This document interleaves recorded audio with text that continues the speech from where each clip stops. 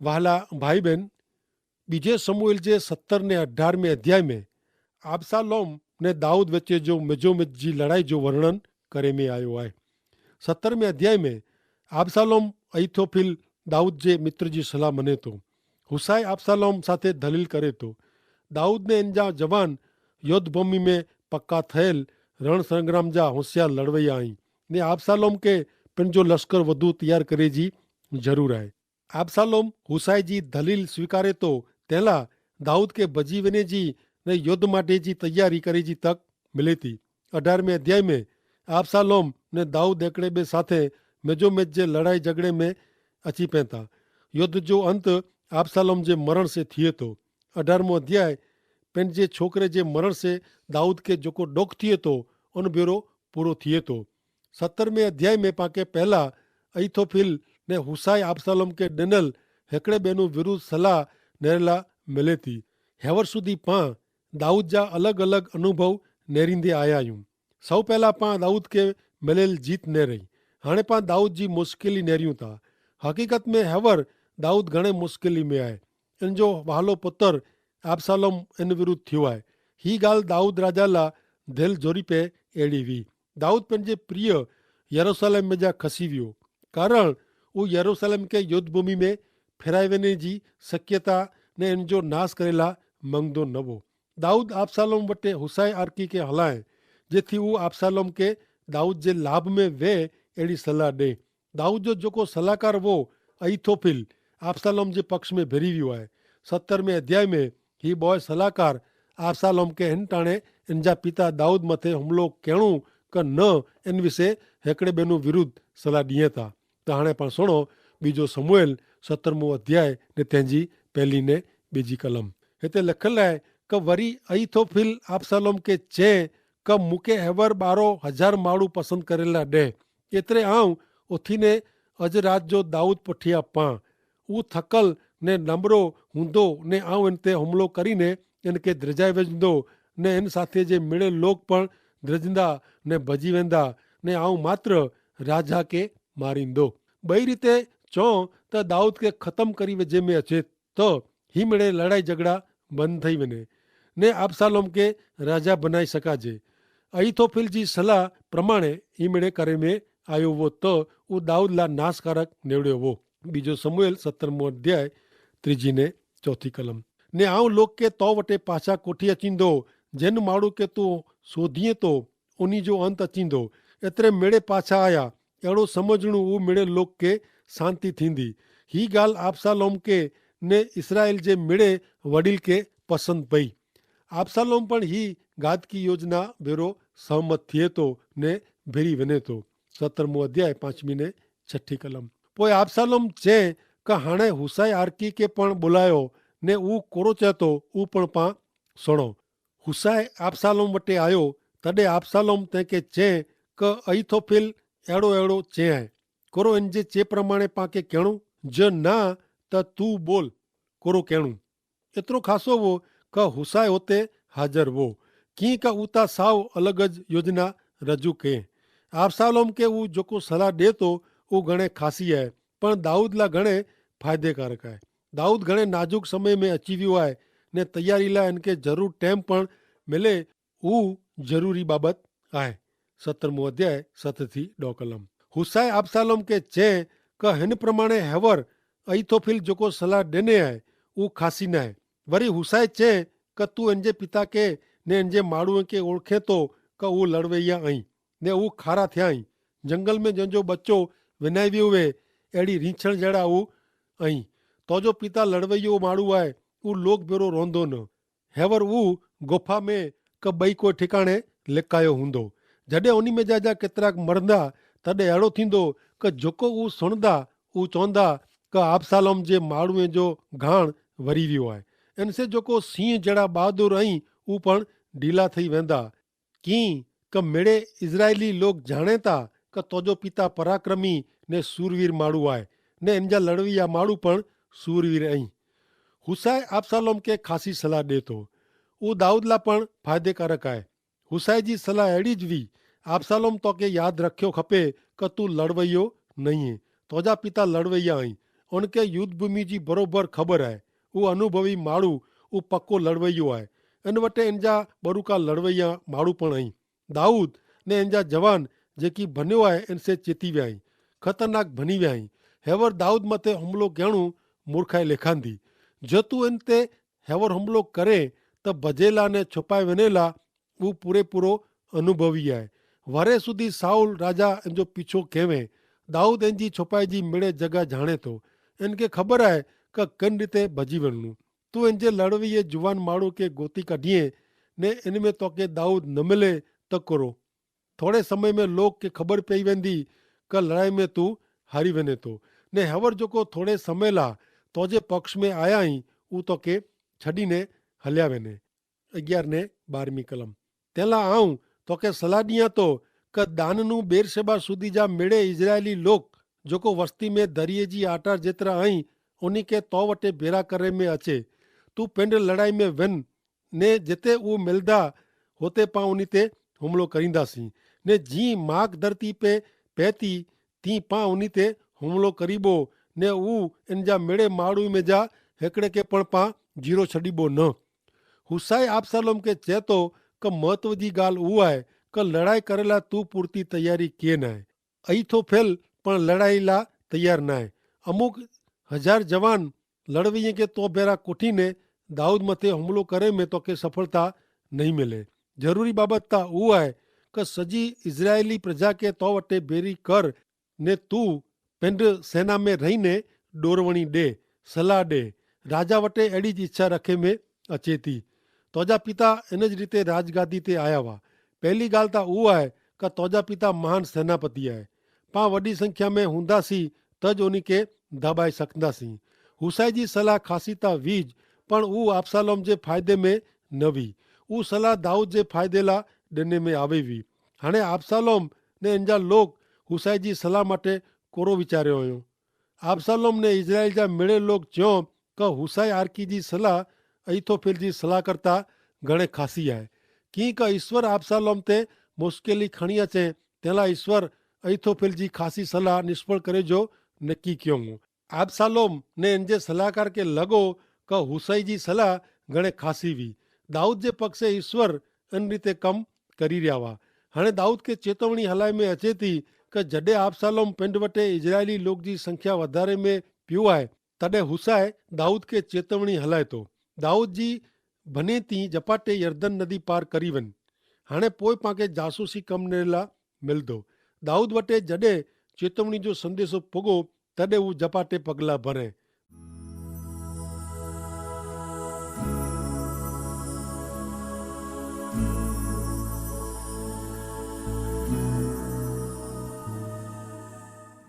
बावीसवीं कलम। तॾहिं दाऊद ने इन भेरा जेको लोक हुआ उहो उथीने यर्दन नदी पार उतरी विया।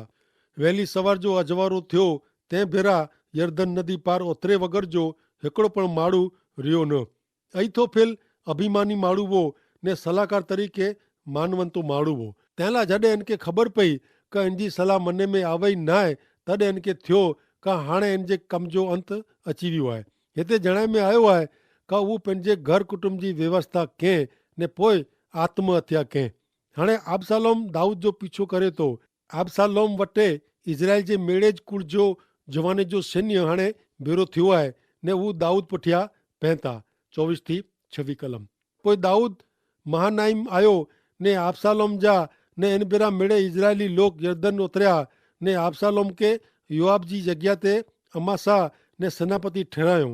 हाणे अमासा त योआब जी मां सरुया जी भेण नहास जी छोकिरी अबीगाइल भेरी व्यवहार कईंदड़ इथराना जो हिकिड़ो इज़राइल जो छोकिरो हो ने इज़राइल जे आबशालोम गिलियाद जे देश में रहणक जा तंबू ताणियो। दाऊद पंहिंजे जीवन जो वॾो समय साउल राजा नू छुपायला नास बाग में विताए वेंदे में जेकी ही बनाव इन जे पाप जे कारण आयो हो।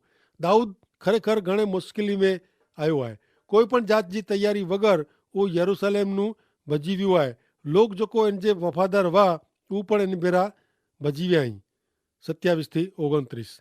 दाऊद महानाइम में आयो तॾहिं अहिड़ो थियो क अम्मोन पुत्र जा राबा जा नहास जो छोकिरो सोबीलो दरबार जे आमियल जे छोकरे माखीर ने रोगलीम जो बारजी लाए गिलियादी जी ऊ खोला वासण માટલા ઘઉં જવ અટો પોંક પાપડી ચોરા સેકેલ વટાણા મધ મખણ ઘેટા ને ગોંજો પનીર દાऊद ने इंजे लोकला खाधेला खणी आया की का उनी च्यों का ही लोग रण में बुख्या ने थकल हूंदा। दाऊद के खबर पहती का आजू बाजू वसेल लोक में इनजा घणे मित्र आई। वो लोग दाऊद के ओळखे था वो कहिड़ो लड़वैयो आहे। हिन राज्य जे राजाए के आबसालोम में खास कीअं भरोसो न हो, कारण आबसालोम छेत्रींदल ने कपटी हो, इन ते आधार रखी सकाजे न। हिन लोग के दाऊद में भरोसो हो, तेला वो दाऊद ने इन जे जवानेला साधन सामग्री पूरी पाड़िए था।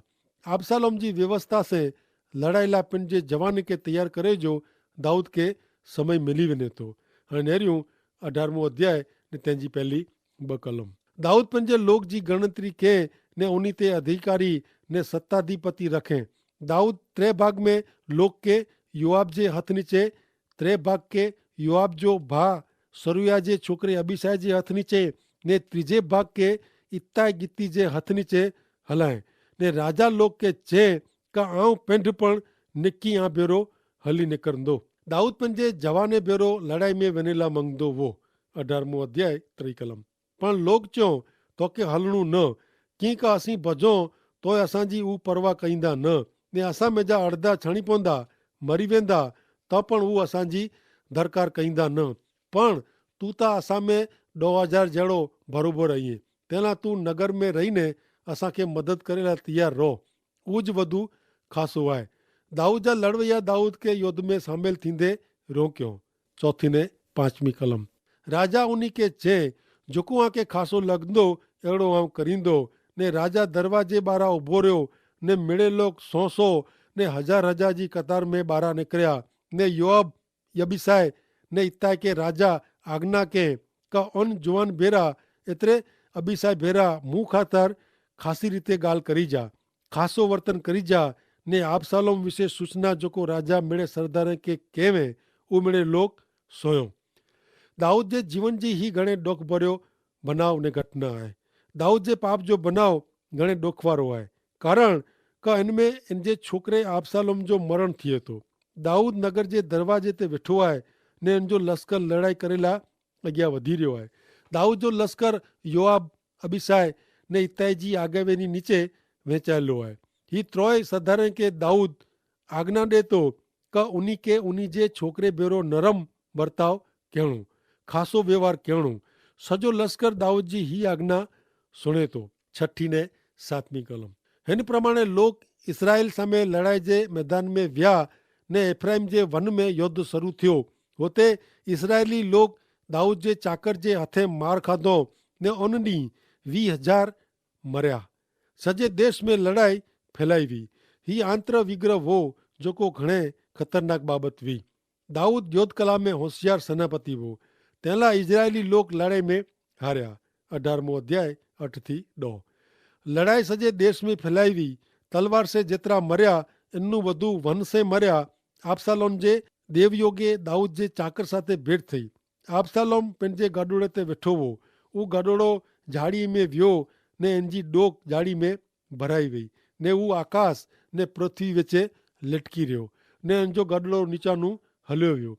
कोई माण्हू ऊ नेरी ने योआब के समाचार ॾिने का आऊं आबसालोम के हिकिड़े झाड़ में लटकंदे ॾिठो आहे। आबसालोम जो लश्कर एफ्राइम जे जंगल में भराई वियो ने दाऊद जे लश्कर नू भजी वञण ला मंडियो। जंगल हिन लोग जे मरण ला तलवार करता वधू ख़तरनाक हो।